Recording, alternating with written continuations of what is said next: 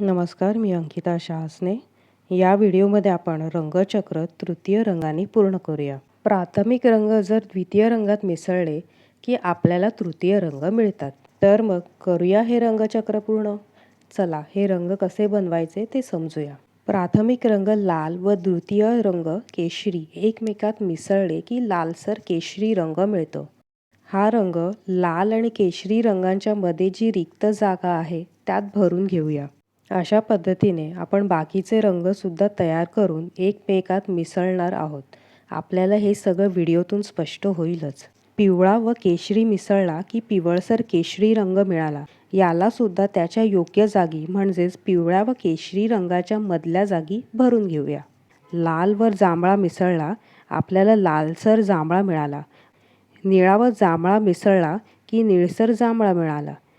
निळा व हिरवा मिसळला की निळसर हिरवा मिळाला. पिवळा व हिरवा मिसळला की पिवळसर हिरवा मिळाला व आपण हे योग्य जागी भरून घेतले व आपले रंगचक्र तयार झाले. आपण ह्या रंगचक्रावरील विविध रंगसंगती जाणून घेणार आहोत पण पुढील भागात. धन्यवाद. व्हिडिओ कसा वाटला ते कमेंट करून नक्की सांगा.